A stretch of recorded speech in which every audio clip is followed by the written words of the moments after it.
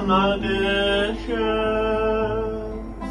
şişmelere değirmiş adam. Kişilerin arayan garibin tortu erkeği